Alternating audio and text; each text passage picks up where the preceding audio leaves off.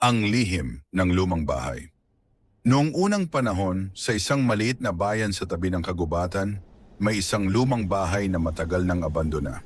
Isinasalaysay ng mga matatanda na ang bahay ay itinatag ng isang pamilyang mayaman, ngunit pagkatapos ng isang malupit na sakuna, iniwan ito at hindi na muling napanirahan. Ang mga kalapit-bahay ay nag-iwas at hindi nagsasalita ng kahit anong tungkol dito, maliban sa mga bulong-bulungan na nagsasabing may mga hindi maipaliwanag na nangyayari sa loob ng bahay. Isang araw nagpasya si Marco, isang binatang reporter, na imbestigahan ang kwento ng lumang bahay. Alam niyang hindi siya maniniwala sa mga kwento ng multo, kaya't itinakda niyang magsagawa ng isang gabing pagsisiyasat upang patunayan na ang mga kwento ay walang basehan. Kasama ang kanyang dalawang kaibigan, sina Jessa at Ray, nagpunta sila sa bahay. Walang kaalam-alam si Marco na ang maghapon na iyon ay magiging simula ng kanilang hindi malilimutang karanasan. Nang makarating sila sa bakuran ng bahay, napansin nilang ang mga bintana ay naglalabas ng kakaibang dilim na parang may anino sa loob. Sinubukan nilang buksan ang pinto, ngunit ito'y nakalock. Nagtulungan sila at pinilit buksan ang pinto gamit ang mga kagamitan sa kanilang bag.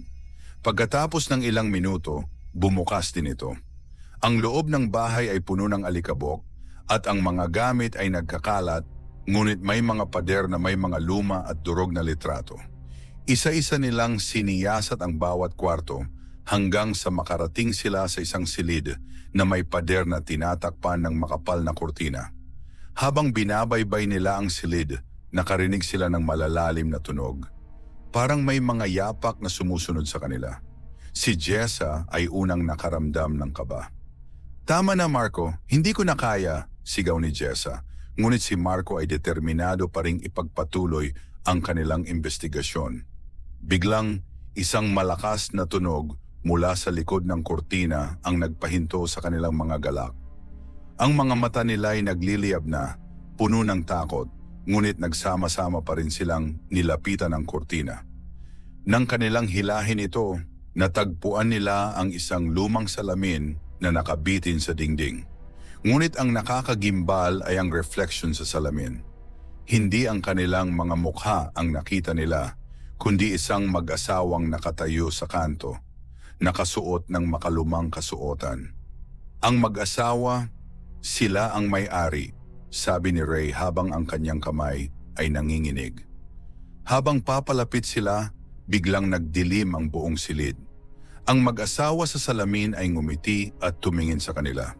Hindi sila nakagalaw at habang ang mag-asawa ay patuloy na sumasayaw sa kanilang mga anino, nagsimulang maglakad ang mga pader patungo sa kanila. Inilabas nila ang kanilang mga cellphone upang maghanap ng daan palabas, ngunit laking gulat nila nang makita nilang nagsara ang lahat ng pinto at bintana. Sumiko ang ilaw at sa isang iglap naglaho ang mag-asawa. Napakapit si Jessa sa braso ni Marco at sa halip na makalabas, nakatagilid na silang tatlo at tanging ang mga mata na lang nila ang gumagalaw.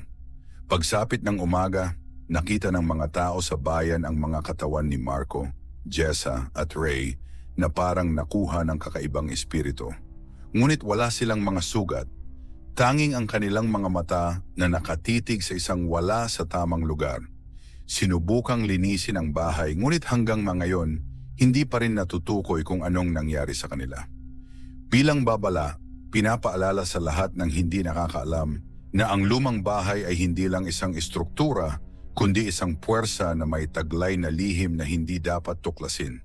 Hanggang ngayon sa bayan, hindi pa rin nawawala ang takot sa anumang gabing sumikambuan. At ang mga matatanda ay patuloy na nag-iingat sa mga hindi makikita.